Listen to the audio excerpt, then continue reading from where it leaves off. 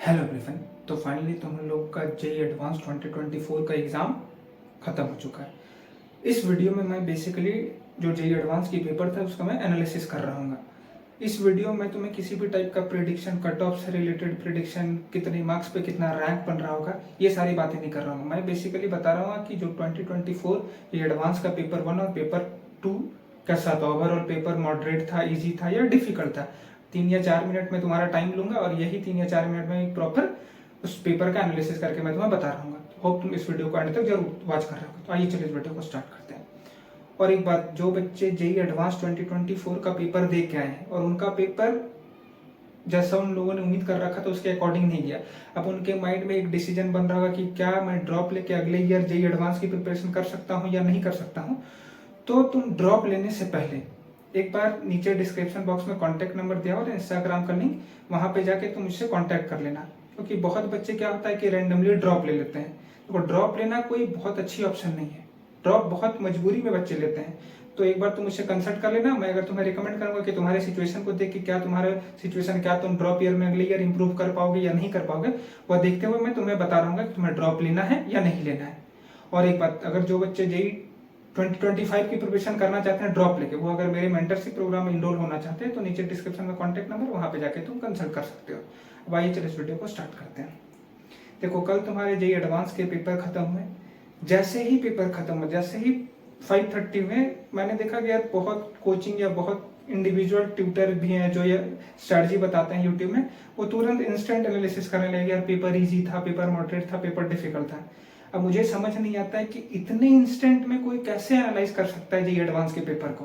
वो क्या देख के पेपर एनालाइज करते हैं तो मुझे नहीं पता, बट मेरे अकॉर्डिंग लगता है कि यार with in half an hour तुम उस लेवल के पेपर को एनालाइज नहीं कर पाओगे। तुम इसलिए एनालाइज कर पा रहे हो क्योंकि तुम रैंडमली कुछ भी बोलते हो। तुम बच्चों के ओपिनियन को देख के, जो बच्चे एग्जाम हॉल के बाहर निकलते हैं उनके ओपिनियन को देख के तुम पेपर को इजी, मॉडरेट और डिफिकल्ट बता दे रहे हो। ये तो राइट वे ऑफ एनालिसिस नहीं है। राइट वे ऑफ एनालिसिस क्या है मैं तुम्हें बता रहा हूँ। ये पेपर को एनालाइज करने से पहले, इस पेपर के एनालिसिस की वीडियो बनाने से पहले मैंने प्रॉपर देखा कि यार पेपर कैसा था, क्या वो पेपर डिफिकल्ट था या इजी था या मॉडरेट था। तो मैंने एक चीज देखा कि जो बच्चे एग्जाम हॉल के बाहर निकलते हैं, एग्जाम हॉल के बाहर बच्चे जो निकल के बोल रहे हैं कि यार पेपर तो बहुत इजी था, मैंने इजिली अच्छे खासे सवाल बना दिए, उन बच्चों का क्या रहता है, वो बच्चे ना तो सही से पढ़ के आते हैं, बस जस्ट कट ऑफ क्लियर करके आते हैं, और उनसे पेपर 1 और पेपर 2 कंबाइन करके अगर 4 या 5 सवाल भी बन जाए तो वो कंसिडर करने लगते हैं कि यार पेपर बहुत ईजी है, क्योंकि उनकी उस लेवल की प्रिपरेशन ही नहीं है। अब अगर सपोज करो कोई बच्चा उस लेवल से पढ़ा ही नहीं, उसे तुम जेई एडवांस 2027 या 2016 का ही पेपर दे दोगे। अब 2016 का एक पेपर दे दोगे, उसमें एक सवाल ईजी आ गया तो उसको अगर वो बना लेंगे तो बोलेंगे यार पेपर तो ईजी था। बट इस क्राइटेरिया के अकॉर्डिंग तो पेपर इजी नहीं होता है। पेपर में हमें देखना होता है कि टोटल परसेंटेज ऑफ द सवाल क्या है, किस तरह से, मतलब मैक्सिमम परसेंटेज ऑफ द सवाल इजी है या डिफिकल्ट है, उससे कंबाइन करके हम पेपर को रेट करते हैं कि ये पेपर हमारा इजी था, ये पेपर मॉडरेट था, ये पेपर हमारा डिफिकल्ट था। जब देखा जाए कि 2024 का पेपर, तो मैं ये नहीं कह सकता कि पेपर कंप्लीटली इजी था या कंप्लीटली टफ था, क्योंकि कुछ मेजर सेक्शन ऑफ द सवाल ऐसे थे केमिस्ट्री में जो इजी थे, बट कुछ कुछ डिफिकल्ट थे। उसी तरह से तुम फिजिक्स में भी देख लो कि कुछ मेजर इजी थे, कुछ डिफिकल्ट थे, और मैथ्स में भी हमारा उसी तरह से है। तो ओवरऑल अगर कंसीडर किया जाए कि 2024 जो एडवांस का पेपर कैसा था, तो मेरे अकॉर्डिंग पेपर को तुम मॉडरेट कह सकते हो।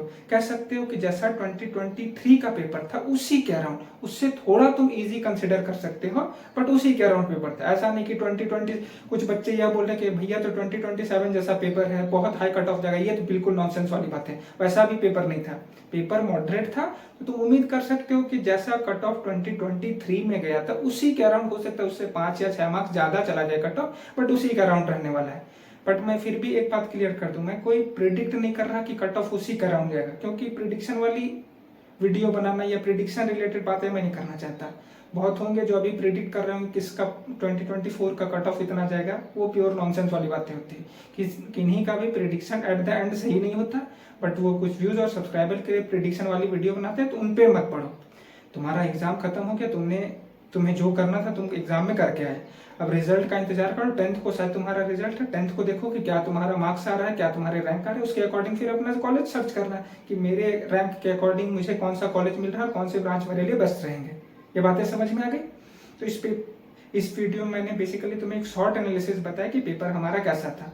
और देखो पब्लिक ओपिनियन या जो भैया दीदी तुम्हें रिकमेंड करके पेपर इजी डिफिकल्ट, ये इनकी बातों में मत पड़ना, या रैंडमली कुछ भी बोल देंगे पेपर को, मतलब बिना एनालाइज के बोल देंगे कि पेपर इजी था, पेपर मॉडरेट था, पेपर डिफिकल्ट था। इन सारी बातों पे बिल्कुल ध्यान नहीं देना।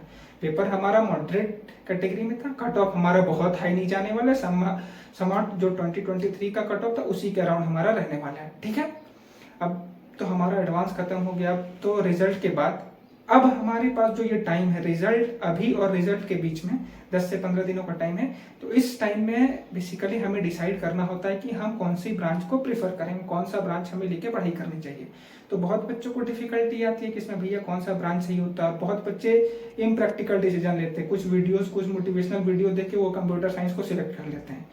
तो इन्हीं सारी प्रॉब्लम को रिमूव करने के लिए मैं अब हर एक दिन, हर एक अल्टरनेट डेज में हर एक branch, computer science, EC, mechanical, civil, हर एक ब्रांच से रिलेटेड मैं एक वीडियो बना रहा हूँ।